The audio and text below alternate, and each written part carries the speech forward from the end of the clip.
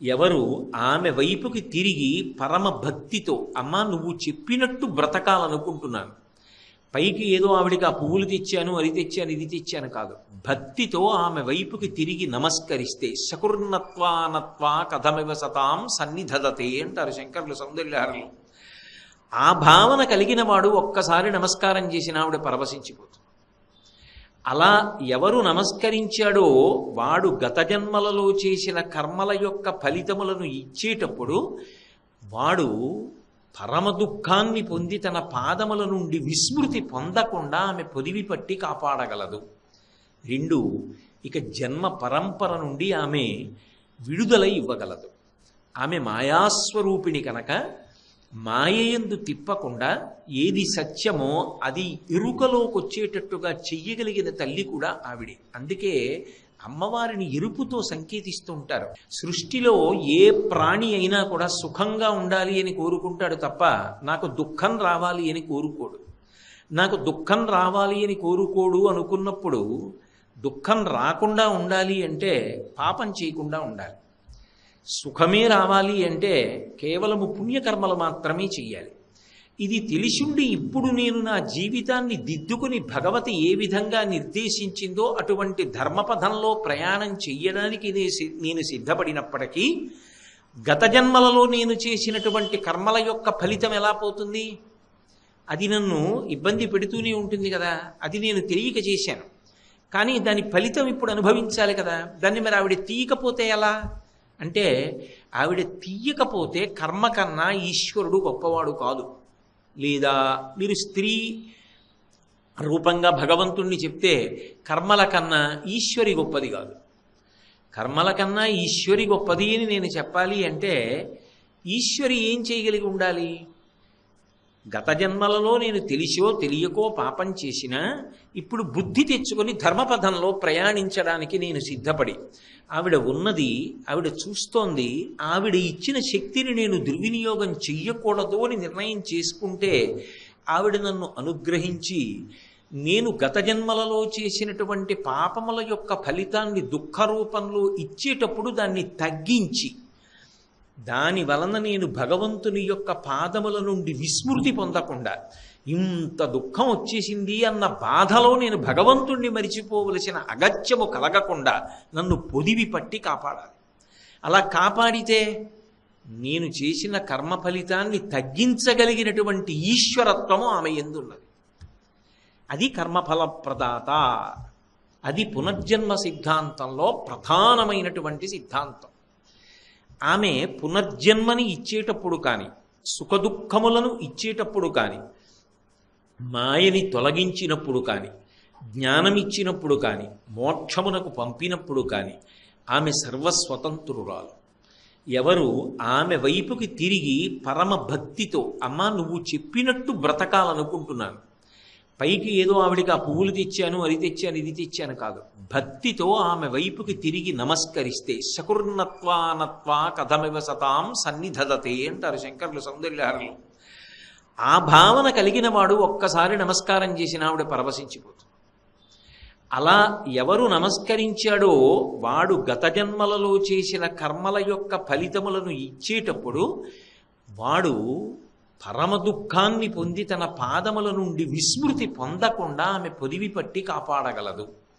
2, ఇక జన్మ పరంపర నుండి ఆమె విడుదల ఇవ్వగలదు. ఆమె మాయాస్వరూపిణి కనుక మాయయందు తిప్పకుండా ఏది సత్యమో అది ఎరుకలోకి వచ్చేటట్టుగా చెయ్యగలిగిన తల్లి కూడా ఆవిడే. అందుకే అమ్మవారిని ఎరుపుతో సంకేతిస్తూ ఉంటారు. అరుణాం కరుణాతరంగితాక్షీం అని. ఆవిడ ఎరుపు, ఆవిడ కట్టుకున్న బట్ట ఎరుపు, ఆవిడ పెట్టుకున్న బొట్టు ఎరుపు, అంత ఎరుపుతో సంకేతించి సర్వారుణ అంతా ఎరుపే. ఎందుకు ఆ ఎరుపు అంటే ఎరుపు మార్పునకు సంకేతం. తెల్లవారుజామున ఆకాశం ఎరుపెక్కిందనుకోండి, చీకటి పోయి వెలుగు వస్తోంది అని గుర్తు. మధ్యాహ్న కాలమునందు కించిత్ తెరుపు కనపడిందనుకోండి, సూర్యుడు మధ్యందిన మార్తాండుడై ప్రకాశిస్తున్నాడు, ఇక పశ్చిమానికి ఒరుగుతాడు, తేజస్సును ఉపసంహరిస్తాడని గుర్తు. ప్రదోష వేళలో ఆకాశంలో ఎరుపు కనపడిందనుకోండి, వెలుతురు వెళ్ళిపోతోంది, చీకటి వస్తోందని గుర్తు. ఎరుపు ఎప్పుడొచ్చినా అది చైతన్యానికి గుర్తు, ప్రాణానికి గుర్తు, మార్పునకు గుర్తు. అమ్మవారి అనుగ్రహం కలిగిన వాడెవరుంటారో వారిలో ఒక మార్పు వస్తుంది. కష్టానికి విచలితుడైపోకుండా, ఈ కష్టాన్ని నేను తట్టుకోలేకపోతున్నాను అంటే ఎంత పాపకర్మ చేశాను, కాబట్టి ఇక మళ్ళీ మళ్ళీ అటువంటి పాపముల జోలి మనవద్దు, మనం ధార్మికంగా బ్రతుకుదామని రూఢం చేసుకుని బ్రతకగలిగినటువంటి స్థితిని పొందగలిగినటువంటి అధ్యవసాయముతో కూడుకున్న మనస్సుని మార్పుతో ఇవ్వగలిగిన తల్లి ఎవరు అంటే ఆమెయే. దానికి ప్రాతిపదిక ఏమి? భక్తితో ఆమె వంక తిరిగి నమస్కరించడం. భక్తి అన్న మాటకు అర్థమేమి? పరిణతి పొందిన భక్తి ధర్మము.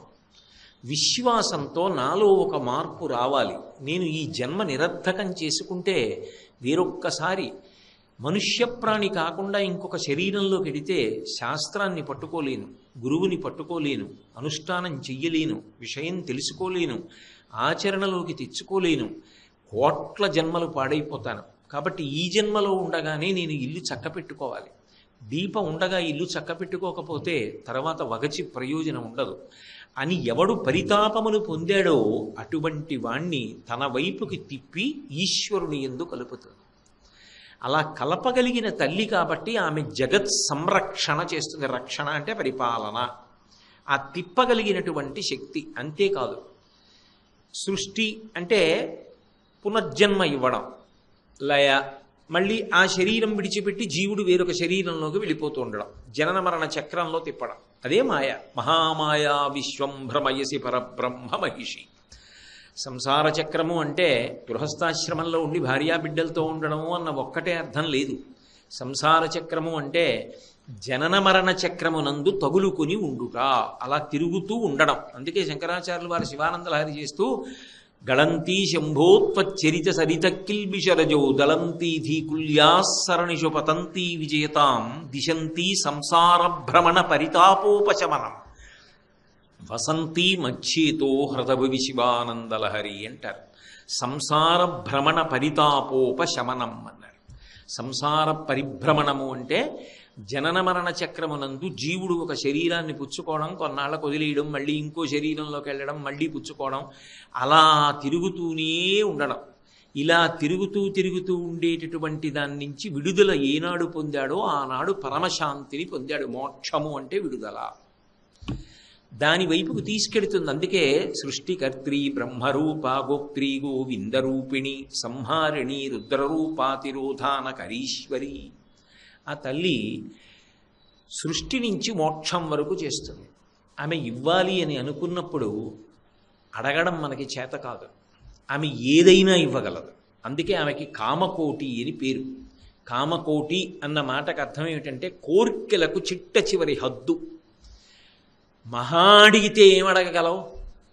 సుఖములకన్నిటికీ కూడా అంతిమమైనటువంటి సుఖం మోక్ష సుఖం, అథవా అంతకన్నా కిందకి వైరాగ్య సుఖం. ఈ సుఖములు నువ్వు అడిగితే ఏ కోరిక కోరినా ఆ కోరికలకి హద్దు ఆవిడే. ఆవిడ్ని దాటి ఇంకా ఉండడానికి వీల్లేదు. అందుకే ఆమె కామకోటి. అటువంటి తల్లి కాబట్టి ఆమె సృష్టి లయ రెండు. స్థితి. స్థితి అంటే ఒక శరీరంతో వచ్చాం భూమి మీదకి, అది స్థావరము కావచ్చు, జంగమము కావచ్చు. చరాచర జగత్ సంరక్షిణి. అది ఓ చెట్టు కావచ్చు, ఓ కొండ కావచ్చు, ఓ కొండ చిలవ కావచ్చు, ఓ చీమ కావచ్చు, మనిషి కావచ్చు. ఇన్ని ప్రాణులను పోషించడం ఎలా అంటే ఆమె బ్రహ్మాండ పిండాండ సమన్వయాన్ని చేస్తూ ఉంటుంది. అది ఆమె గొప్పతనం, అది రక్షణ, అది నిర్వహణ, పరిపాలన చేస్తూ ఉంటుంది. ఎలా అంటే